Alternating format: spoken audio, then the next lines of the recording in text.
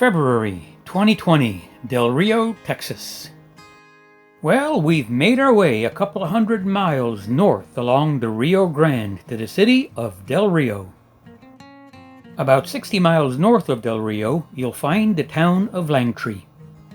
Langtree is the location where Judge Roy Bean set up his combination saloon and courthouse.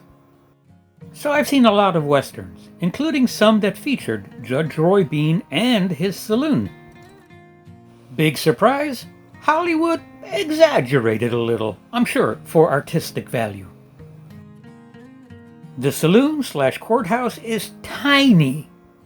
You'd be hard-pressed to get 4 or 5 small tables in there. You might get 5 or 6 people standing in front of the bar. And there was nothing ornate about it. It was as basic as you could possibly get. And the judge's house, just big enough to contain a bed, a table, and a fireplace. One basic room, that's all he had. The area around the museum also has some very nice desert gardens worth exploring. One thing that really surprised me, though, was the number of dams on the Rio Grande. All these dams create huge reservoirs that snake through the canyons around the river. And all these reservoirs make for great kayaking. The water is calm, there is no current to speak of, and some of the canyons shelter you from the wind.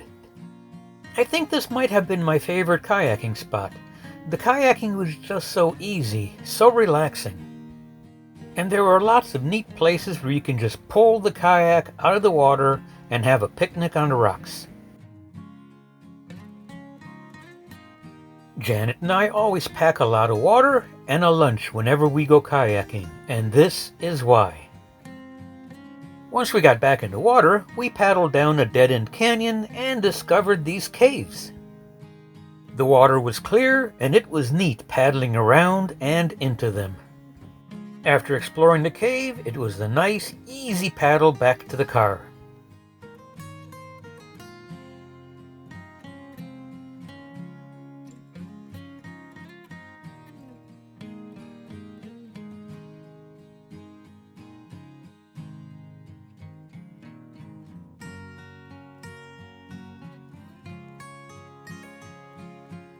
This area was also home to people way before the Europeans discovered America.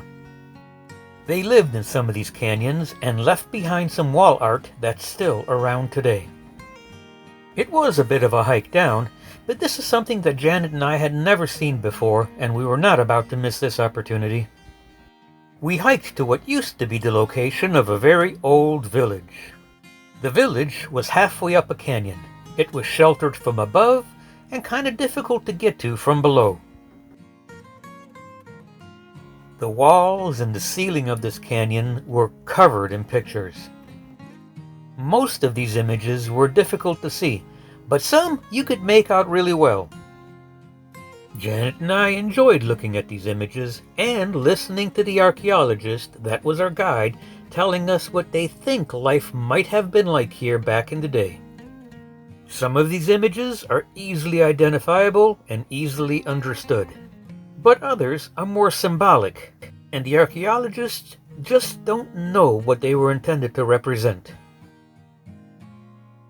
Either way, the archaeologists are working hard to capture all of these images on film because they won't be around much longer. Although they've lasted for hundreds of years without much degradation, over the last 30 years they faded away to almost nothing. As it turns out, the dams and the reservoirs have changed the climate in this area dramatically. The area used to be hot and dry, but now these vast reservoirs have increased the humidity levels dramatically. And where a dry climate preserved these images, a humid climate destroys them. So Janet and I are fortunate that we got to see these images, because the archaeologists believe they'll be completely gone within the next 20 years. So after a long and somewhat steep climb out of the canyon, it was definitely time for a little local food before we called it a day.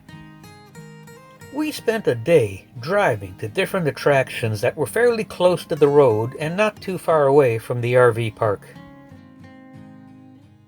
I like this desert area. I think it's really, really beautiful.